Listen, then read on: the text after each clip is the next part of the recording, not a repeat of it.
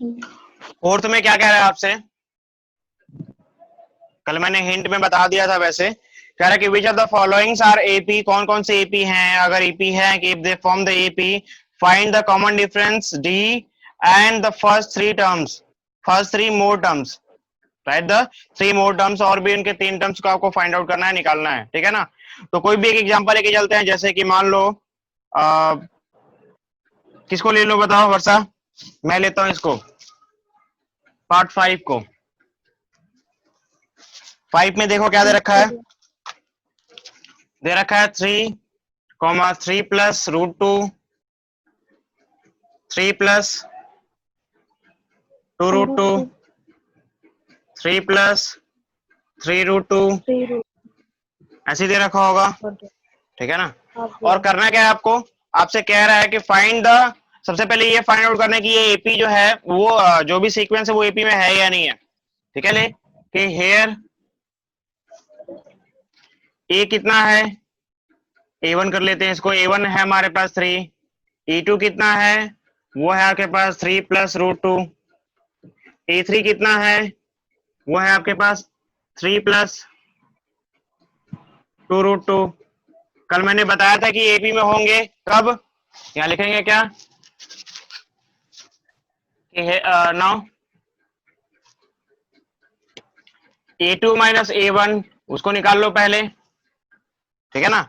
A2 minus A1 क्या होगा, A2 का मतलब 3 प्लस रूट 2 माइनस A1 का मतलब 3, सॉल्व करेंगे क्या मिलेगा हमें, रूट 2 मिलेगा, इसको आप इक्वेशन फर्स्ट मान लो। एंड आप फिर क्या निकालोगे, A3 माइनस A2 निकालोगे, A3 कितना है आपके पास है 3 प्लस 2 रूट 2 है, माइनस करोगे किसको 3 प्लस रूट 2 को, ठीक है। ऐसे सिचुएशन में कभी भी आप ब्रैकेट में ही लिखोगे, अदरवाइज वो जो है गलत होने का चांस ज्यादा होगा। तो यहाँ पे क्या हो जाएगा 3 plus 2 root 2 minus 3 minus root 2, 3 से 3 कैंसिल आउट, यहाँ क्या बच गया 2 रूट 2 में से 1 रूट 2 माइनस करेंगे क्या मिलेगा 1 रूट 2 मिलेगा, यानी केवल रूट 2 है आपके पास, है ना। ये आपका सेकंड इक्वेशन है। आपको कल क्या बताया था मैंने कि अगर A2 माइनस A1 इक्वल है किसके A3 माइनस A2 के, यहाँ लिख देते हैं कि hair A2 minus A1 equal है किसके A3 माइनस A2, ठीक है ना। आप हेयर के बदले यहाँ पे ऐसे लिख लो कि here from equation first and second, जो इक्वेशन फर्स्ट और सेकंड था उससे उसके बेस पे आप कह रहे हो कि जो हमारा A2 है A2 माइनस A1 इक्वल है किसके A3 माइनस A2 के, ठीक है ना। कल पढ़ा था हमने इसके बारे में। सो गिवन, जो भी हमारे पास गिवन है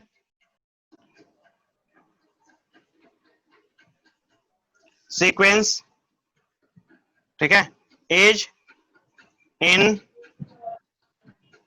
एपी, जो गिवन सीक्वेंस है वो क्या है एपी है। एंड कॉमन डिफरेंस की अगर हम बात करते हैं, कॉमन डिफरेंस जिसको हम डी बोलते हैं वो क्या होगा, तो आपको पता है कॉमन डिफरेंस के लिए क्या होता है, किसी भी सब्सिक्वेंट टर्म्स के पहले वाले टर्म में से उसको माइनस कर, मतलब किसी भी टर्म्स को लो और उसके पहले वाले टर्म में से उसे माइनस कर दो, मतलब रिवर्स कर दो। जैसे आपने A2 लिया तो A2 में से A1 को माइनस कर दो, किसी भी टर्म्स को लो उसके सब्सिक्वेंट जो प्रीवियस टर्म है उसको जो है उसमें से माइनस कर दो, यानी कि आप क्या कर सकते हो यहाँ पे A2 माइनस A1 करो, ठीक है। और ऑलरेडी आपने A2 माइनस A1 कर रखा है, तो आप चाहो तो डायरेक्टली लिख सकते हो, लेकिन यहाँ पे आप चाहो तो लिख सकते हो, कोई दिक्कत नहीं है। 3 plus root 2 minus 3 it become root 2, यानी कि रूट 2 आपका क्या है कॉमन डिफरेंस है, रूट 2 क्या है कॉमन डिफरेंस है। अब आपको क्या चाहिए, आपसे कह रहा है कि इसका सबसिक्वेंट टर्म बताओ, अगले 3 टर्म्स बताओ, ठीक है ना। तो देखो यहाँ पे ये कौन सा है 1 2 3 4, 4 टर्म्स तो आ गए ना। नेक्स्ट टर्म बताना है आपको, यानी कि फिफ्थ टर्म, क्या लिखेंगे यहाँ पे कि फिफ्थ टर्म की हम बात करेंगे। तो फिफ्थ टर्म क्या होगा हमारे पास ए प्लस, देखो यहाँ पे क्या था आपके पास, पहले वाले टर्म के लिए जो आपने फॉर्मूला पढ़ा था उसमें क्या था, आपको याद है ना। ऐसे जनरल टर्म फिर से बता रहा हूं मैं आपको, ए पहले वाले के लिए क्या था ए था, दूसरे वाले के लिए क्या था ए प्लस डी था, तीसरे वाले के लिए क्या था, a प्लस 2d था, चौथे वाले के लिए क्या था, a प्लस 4 जो है 3d था इसके बाद, ठीक है। इस तरीके से वो आगे बढ़ रहा था। इसका मतलब क्या मिल रहा है आपको, देखो पहले वाले के लिए तो जो छोड़ दो, दूसरे वाले के लिए देखो, दूसरे वाले में एक कम है डी, तीसरे वाले के लिए 2d है, फोर्थ वाले के लिए 3d है, यानी कि जितने टर्म्स की बात की जा रही है उसमें से एक कम, उसमें से एक कम डी की बात की जा रही है ना वर्षा?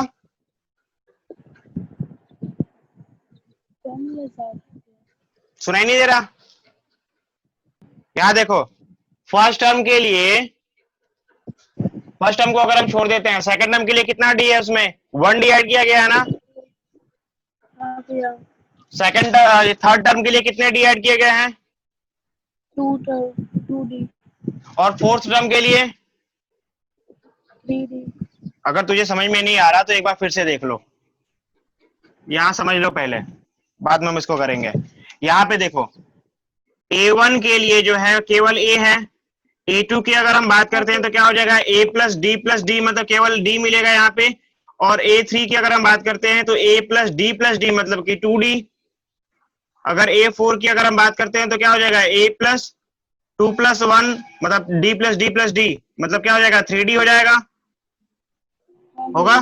तो वैसे ही a5 की अगर हम बात करेंगे तो a5 क्या होगा, a प्लस 4d नहीं होगा। और वैसे ही a6 की अगर हम बात करते हैं तो क्या हो जाएगा, a प्लस 5d नहीं हो जाएगा। तो यही सीक्वेंस तो चल रहा है, आपको कल सीक्वेंस तो पढ़ाया था, इतनी जल्दी भूल जाते हो। तो फिफ्थ टर्म की बात की जा रही है, फिफ्थ टर्म क्या हो जाएगा, a प्लस 4d नहीं हो जाएगा, ठीक है। a प्लस 4d का मतलब कितना है, a की वैल्यू कितनी है आपके पास, 3 है, तो 3 प्लस 4√2 है डी की वैल्यू, यानी a प्लस 4√2 जो है आपका फिफ्थ टर्म होगा। फिर अगर हम बात करते हैं सिक्स टर्म की, सिक्स्थ टर्म आप जनरली से a6 लिख सकते हो कॉमा देके, a6 क्या हो जाएगा, वो a प्लस 5d हो जाएगा ना। a प्लस 5d का मतलब क्या हो जाएगा, a प्लस 5√2, a की वैल्यू भी तो पता है हमें, 3 प्लस 5√2 हो जाएगा फिर, ठीक है। फिर हम सेवंथ टर्म की बात करते हैं, यानी कि a7 वो क्या हो जाएगा, a प्लस 6d यानी कि 3 प्लस 6√2। तो नेक्स्ट 3 टर्म्स मिल गए आपको, आप चाहो तो ऐसे लिख सकते हो लास्ट में, हैंस नेक्स्ट 3 टर्म क्या होंगे, 3 टर्म्स आपके पास हो जाएंगे 3 प्लस 4√2, 3 प्लस 5√2 और 3 प्लस 6√2। आई बात समझ में? चलो फटाफट इसका स्क्रीनशॉट ले लो, जो थोड़ा डिफिकल्ट लग रहा है मैं उसे कर रहा हूँ कि आपको वो आसान हो जाएगा। क्वेश्चन नंबर 12 देखो, इसी का फोर्थ का पार्ट 12 दिखाई दे रहा है, तो मैं उसको कर रहा हूँ। देखो 12 में क्या दे रखा है, 12 में दे रखा है √2, √8, √12, √8, √12 नहीं है, √18 है, और √32 है, ठीक है ना। तो इसका मतलब आप जो है यहाँ पे पहले कर लो, पुटअप कर लो इनको, कि ये √2 है, यहाँ पे √8 है, और यहाँ पे क्या है, √18 है। यहाँ पे ध्यान दो कि अगर √8 है हमारे पास, क्या √8 को मैं ब्रेक कर सकता हूँ क्या? आपको पता है ना कि √8 को ब्रेक करने के लिए मैं ऐसे कह सकता हूँ कि 2 इंटू 2 इंटू 2 होता है √8 की वैल्यू, ठीक है। 2 के लिए वो एक बार बाहर आ सकता है, यहाँ पे स्क्वायर है ना इसका, 2 का स्क्वायर, 2 के स्क्वायर के रूट कैंसिल हो जाएगा। हाँ वर्षा, यानी आई कैन राइट दिस 2√2, ठीक है ना। उसी तरीके से यहाँ पे भी है हमारे पास, कि यहाँ पे क्या है, 18 की बात की जा रही है, 18 का मतलब क्या होता है, 9 इंटू 2, ठीक है। अगर मैं रूट निकालता हूँ दोनों का तो 9 के लिए 3 बाहर आ जाएगा और बाकी √2 अंदर रह जाएगा, जैसा है वैसे, है ना, ठीक है। तो ये हमारा क्या हो जाएगा, A3 हो जाएगा। और बाकी अब यहाँ पे हम काम कर लेते हैं, यहाँ पे क्या करेंगे, वही काम करेंगे, A2 माइनस A1 निकालेंगे और A3 माइनस A2 निकालेंगे। पुटअप करो, सॉल्व करो, निकालो। तो क्या मिलेगा हमारे पास, A2 माइनस A2 का मतलब 2√2 माइनस A1 यानी कि √2। सॉल्व करोगे, देखो यहाँ पे 2√2 है, यहाँ 1√2 है, माइनस करेंगे तो क्या मिलेगा, 1√2 यानी कि केवल √2 मिलेगा। अरे समझ में नहीं आ रहा वर्षा? आ रहा है भैया। अच्छा यहाँ देखो, अब क्या करेंगे, A3 माइनस A2 है, A3 का मतलब 3√2 माइनस, माइक ऑफ कर लो जहां साउंड आ रहा है, A3 माइनस 2√2 हो जाएगा, 3√2 माइनस 2√2 क्या मिलेगा, 1√2। You can write this like this, केवल यहीं पे बस डायरेक्टली आपका आंसर आ गया। हाँ वर्षा, कोई डाउट है? तो नहीं भैया। Here from first and second क्या लिख सकते हो कि A2 माइनस A1 जो है इक्वल है किसके, A3 माइनस A2 के। So given sequence in AP, वो AP में है। एंड द कॉमन डिफरेंस क्या हो जाएगा, A2 माइनस A1 होगा, चाहे वो A2 माइनस A1 ले लो, A3 माइनस A2 ले लो, कोई फर्क नहीं पड़ता, ठीक है, कंटिन्यूअस टर्म होना चाहिए बस। तो क्या है हमारे पास, A2 की वैल्यू कितनी है, A2 की वैल्यू है √2, A2 की वैल्यू √2 तो नहीं है, 2√2 है ना, 2√2 माइनस √2, क्या आएगा आंसर आपके पास, √2। यानी इसका भी कॉमन डिफरेंस क्या आ गया, √2 आ गया। जो यहाँ पे आता है वही यहाँ पे कॉमन डिफरेंस आता है, उसमें कोई शक नहीं है, कोई बदलाव नहीं आता। आ रही बात समझ में? ठीक है, अब क्या करेंगे हम, फिफ्थ टर्म, सिक्स टर्म और सेवन टर्म निकाल लेंगे। फॉर्मूला तो यही होगा हमारे पास, बाकी ये सारी वैल्यू जो है चेंज हो जाएगी। कर लो इनको चेंज। क्या मिलेगा, ए का मतलब कितना है, √2 है, ए का मतलब क्या है, √2 है, ठीक है ना, और प्लस 4, डी की वैल्यू कितनी है, √2 है। तो यहाँ देखो 1√2 प्लस 4√2 कितना हो जाएगा, 5√2 हो जाएगा क्या, ठीक है ना। हाँ। और यहाँ पे क्या होगा बताओ, यहाँ पे है आपके पास √2, नहीं समझ में आ रहा तो बोलना। और यहाँ क्या हो जाएगा, 5√2, यानी कुल मिला के ये मिलेगा आपको 6√2, ठीक है। यहाँ पे अगर हम बात करते हैं तो क्या मिलेगा मुझे, √2 प्लस 6√2, यानी कुल मिला के ये 7√2 हो जाएगा। नहीं समझ में आ रहा? आ रहा है भैया। ठीक है, यानी कि जो आपके पास नेक्स्ट 3 टर्म्स होंगे वो कौन कौन से हो जाएंगे, आप लिख सकते हो कि नेक्स्ट 3 टर्म जो होगा वो होगा आपके पास क्या, पहला वाला 5√2, 6√2 और 7√2, ठीक है। और हो सकता है कि दूसरा भी आंसर दिया गया हो, तो अगर आप ऐसा करोगे यानी कि 5 को रूट के अंदर लेके जाओगे तो क्या होता है, 5 का स्क्वायर जाएगा ना अंदर, जब भी आप इसको अंदर लेके जाओगे तो 5 का स्क्वायर जाएगा, यानी कि 5 का स्क्वायर क्या होता है, 25, 25 मल्टीप्लाई बाई 2 क्या हो जाएगा 50 हो जाएगा। यहाँ पे क्या, 6 का स्क्वायर 36 मल्टीप्लाई बाई 2 क्या हो जाएगा, 64 हो जाएगा।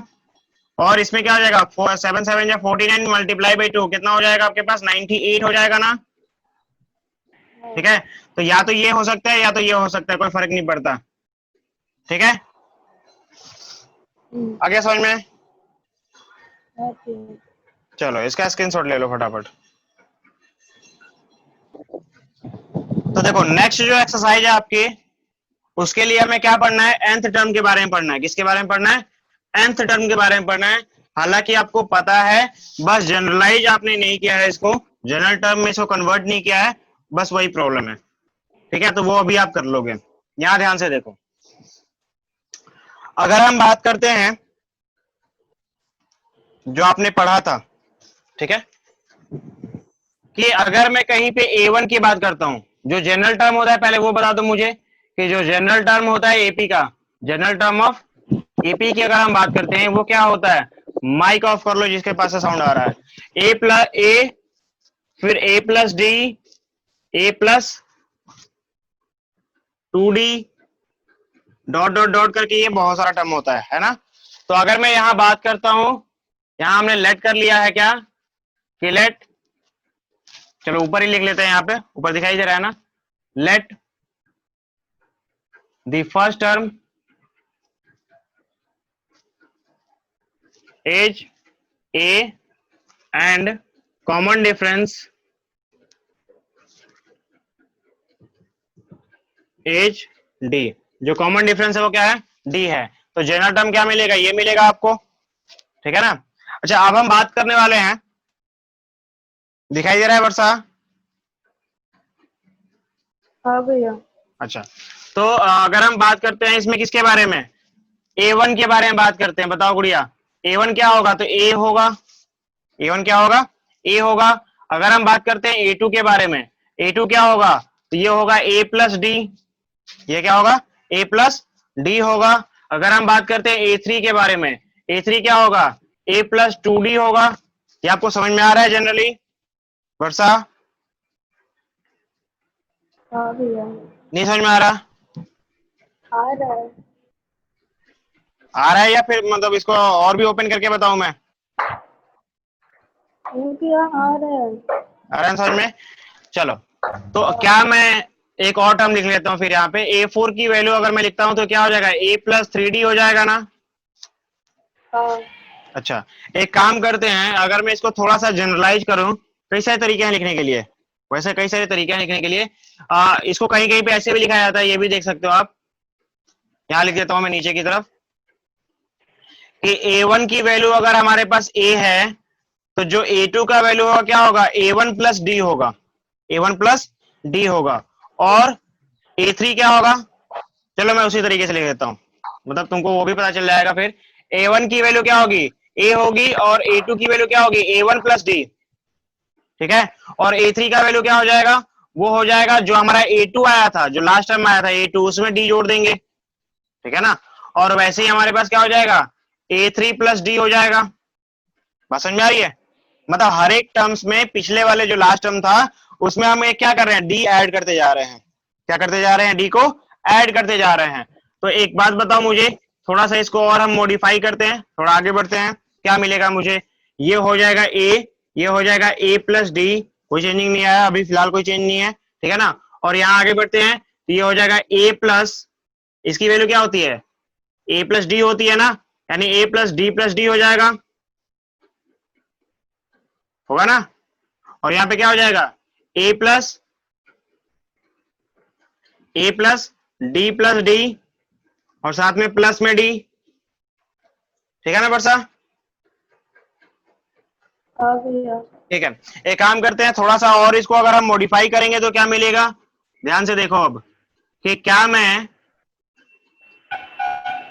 यहाँ पे अगर हम पहले देखूं, यहाँ पे देखो ये 2 है ना, और यहाँ पे 1d यूज किया गया है, यानी कि I can write this a plus 2 minus 1 into D, दो में से एक कम कर दो, एक आ जाएगा आपके पास, यानी 1d है यहाँ पे हमारे पास है। और यहाँ पे क्या हो जाएगा, वैसे ही a plus three, third term की बात कर रहे हैं, इसमें एक कम d को यूज किया जा रहा है, 1 minus 1 D minus 1 into D की बात की जा रही है, ठीक है ना। यानी वैसे ऊपर भी क्या होगा हमारे पास, a plus 1 minus 1 into D, a minus one into D, क्योंकि 1 माइनस 1 क्या होता है, जीरो होता है, जीरो को डी से मल्टीप्लाई करेंगे वो जीरो हो जाएगा।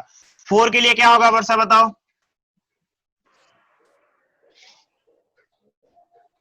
4 फोर्थ वाले माइनस 1। 4 माइनस 1 इंटू डी होगा, ठीक है ना, 4 माइनस 1 इंटू डी होगा। यानी कि आपको ये क्लियर हो गया, यानी कि और अगर मैं नीचे जाऊं काफी दूर तक, मुझे क्या मिलेगा, मैं बात करना चाहता हूं ए एन के लिए, किसके लिए बात करना चाहता हूं, ए एन के लिए, ठीक है। तो ए एन का मतलब क्या है, यहाँ पे ध्यान से सुनो और बताओ मुझे, ए एन का मतलब जैसे फोर्थ था, 4 में से आपने 1 माइनस कर दिया, 4 में से क्या कर दिया, 1 माइनस कर दिया ना, तो वैसे ही एन होगा तो क्या करेंगे हम, ए प्लस एन में से एक माइनस कर देंगे। हाँ वर्षा, हाँ भैया।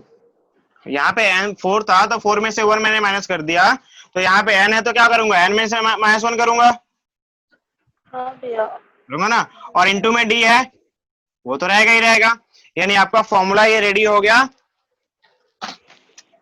ये फॉर्मूला है आपका, ठीक है। ये फॉर्मूला किसके लिए है, तो इस फॉर्मूले को बोलते हैं nth टर्म के लिए, क्योंकि ये एन आपको लिखा हुआ है ना ऑलरेडी, तो इसको हम बोलते हैं nth टर्म, nth टर्म, ठीक है।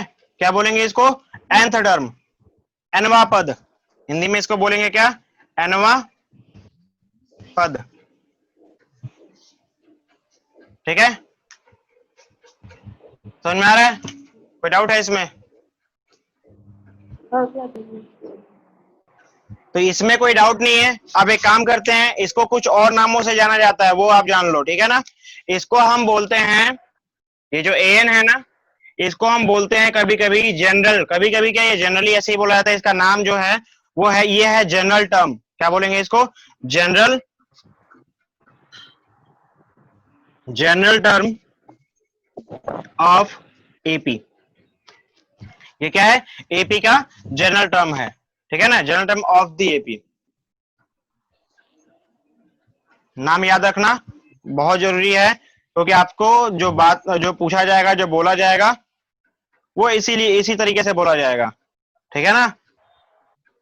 अच्छा, अगर किसी टर्म्स में, किसी एपी में एम टर्म्स है, ठीक है ना, किसी एपी में, मान लो कि मैंने यहां पे ऐसे लिख दिया कि if AP contain, AP contain m, AP contain m terms, ठीक है। तो जो हमारा टर्म्स होगा, एम टर्म्स, अगर हम बात करते हैं एपी कंटेन एम टर्म्स, तो जो लास्ट टर्म होगा उसको कैसे रिप्रेजेंट करेंगे?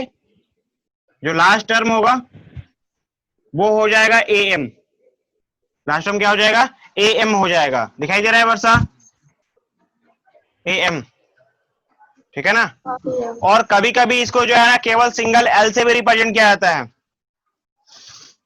यहां पे मैं लिख देता हूं, समटाइम जो लास्ट टर्म है ऑफ द एपी, समटाइम जो last term of AP represent by L, represent by L, केवल स्मॉल एल जो होता है ना, उससे भी इसको रिप्रेजेंट किया जाता है, डिनोट किया जाता है। बात समझ में आ रही है वर्षा? हाँ भैया। ठीक है, क्योंकि अगर ध्यान से देखो तुम, इसको ध्यान से देखो, इसको मैं अगर मिटाता हूं तो क्या आपको मिल रहा है? यहां देखो ऊपर की तरफ, सबसे ऊपर, कि जो आपका जनरल टर्म है उसमें पहला, दूसरा, तीसरा, चौथा, ऐसे करके बहुत सारे मिलेंगे, और लास्ट में आपने क्या लिखना होगा? लास्ट में आप एन लिखोगे, ठीक है ना। तो लास्ट में आपने जो एन लिखा है, उस एन को क्या बोलते हैं? एक तो हम बोलते हैं जनरल टर्म ऑफ एपी, या फिर अगर total number of terms n था तो ये एन हो गया, एम होगा तो एम हो जाएगा। और ये लास्ट टर्म भी तो है, ये एम जो है ये क्या बता रहा है? एपी का अंतिम पद है ना, एपी का क्या है? अंतिम पद है, लास्ट टर्म है, ठीक है ना, इसलिए इसको हम लास्ट टर्म भी बोलते हैं। तो कई सारे तरीके हैं इसको बोलने के लिए, और इसका यूज बहुत ज्यादा होता है, ठीक है ना। यहाँ पे मैं एक और चीज लिख देता हूं, इसको आप नोट डाउन कर लेना नीचे की तरफ, ठीक है, कि यहाँ पे जो एन है, मैं यहाँ पे लिख देता हूं हेयर, हेयर जो ए है वो है फर्स्ट टर्म, फर्स्ट टर्म, ठीक है ना। एन क्या है? एन है number of terms, number of terms, ठीक है। और अगर हम डी की बात करते हैं तो डी क्या है हमारा? कॉमन डिफरेंस, ठीक है। डी क्या है हमारा? कॉमन डिफरेंस है। इस फॉर्मूले की बात कर रहा हूं मैं, इस फॉर्मूले में जो लिखा गया है उसी को मैं डिफाइन कर रहा हूं एक एक करके, और कुछ नहीं है। ए पता चल गया, ये पता चल गया, ये पता चल गया, ठीक है। और एन के बारे में आपको पता चल गया, चली गया कि एन को क्या बोलते हैं? जनरल टर्म ऑफ एपी बोल सकते हैं, अगर एम होगा तो एम टर्म सब हो जाएगा, और या फिर आप लास्ट टर्म भी बोल सकते हो, ठीक है ना। जनरली इसे जो है एन को क्या बोलेंगे? nth term, nth term of AP बोलेंगे। और सा सुनाई दे रहा है? हाँ भैया। ठीक है। हिंदी में अगर हम बात करते हैं तो इसको बोलेंगे पहला पद, पहला पद, ठीक है। और ये क्या हो जाएगा? पदों की संख्या, ठीक है, ये क्या हो जाएगा? पदों की संख्या हो जाएगा। और ये क्या हो जाएगा? सारवंतर, क्या बोलते हैं इसको? सारवंतर। और ये क्या हो जाएगा? एनवा पद, एनवा पद। समझ में आ रहा है गौरी सा? नहीं भैया।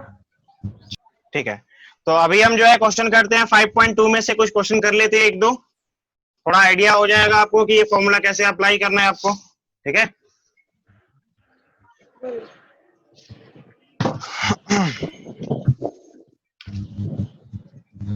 माइक से साउंड बहुत ज्यादा आ रहा है।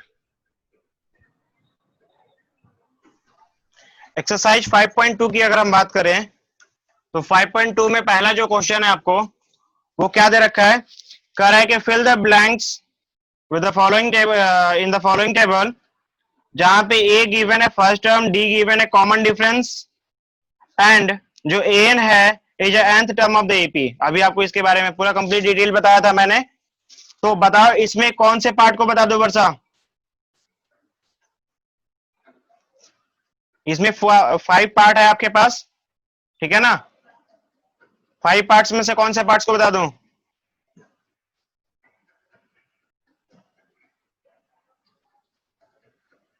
हाँ वर्षा, सुनाई नहीं दे रहा, माइक ऑफ है आपका, बोलो, माइक ऑन करके बोलो फटाफट।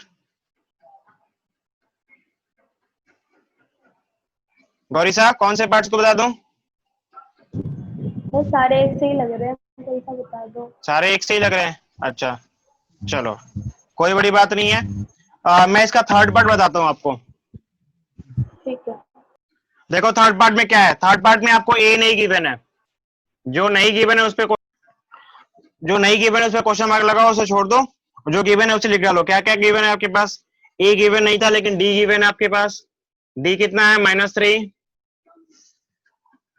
और एन की वैल्यू आपको गिवन है एन इक्वल टू 18,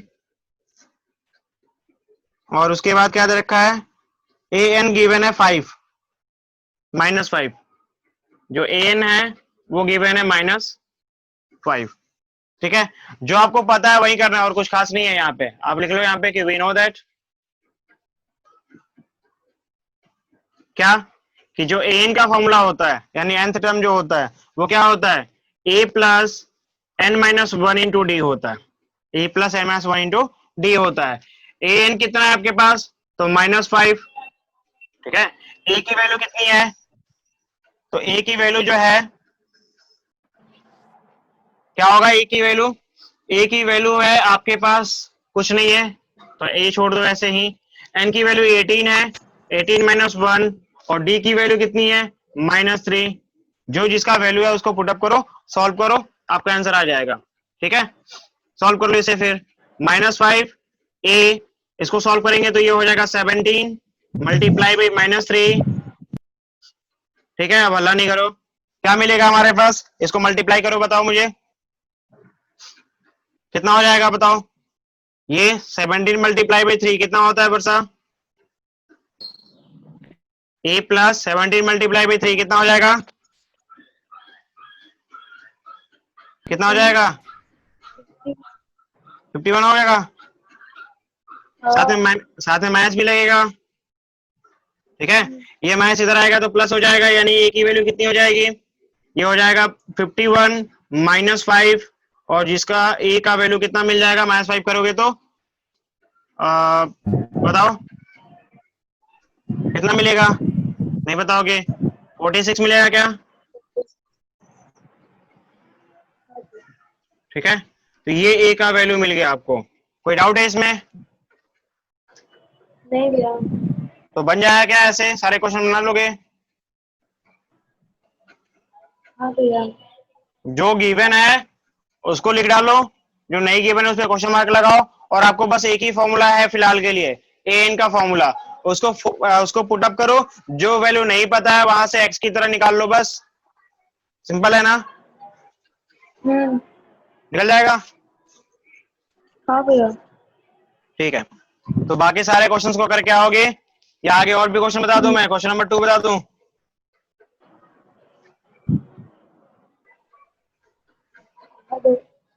हाँ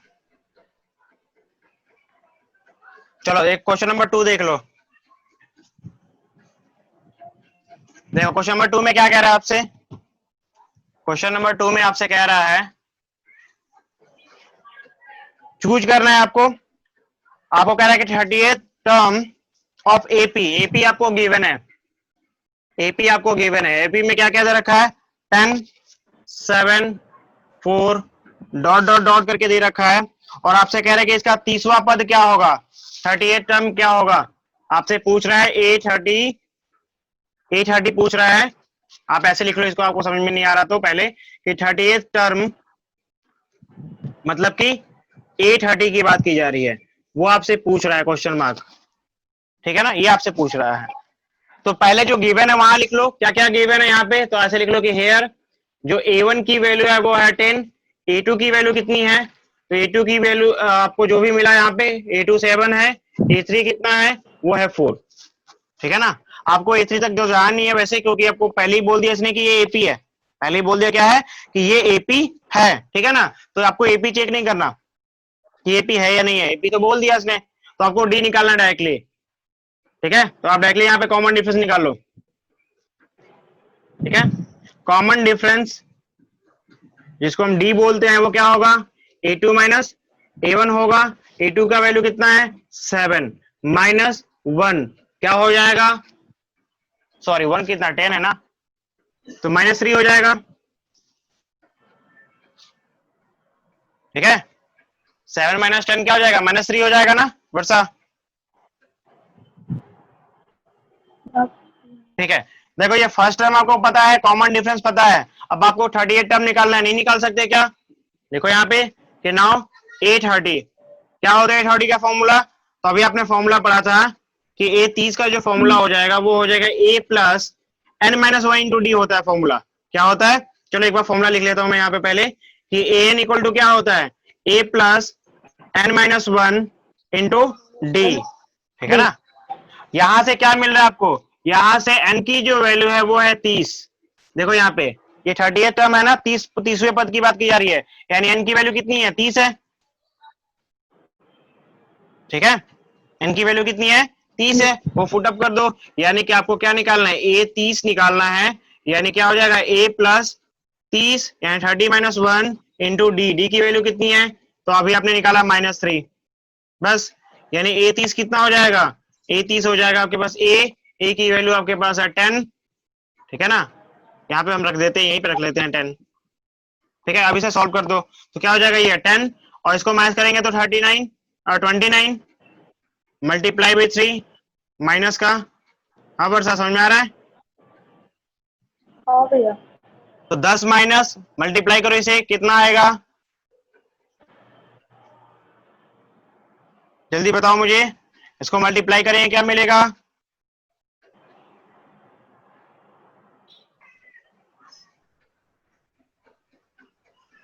नहीं बताओगे, ये आएगा क्या, हाँ गौरी सा यही आएगा, हाँ भैया। यही आएगा क्या, माइनस में होगा भैया। हाँ हाँ भैया हाँ जी, यही होगा। ठीक है। समझ में आ रहा है, कोई डाउट है नहीं भैया। वर्षा।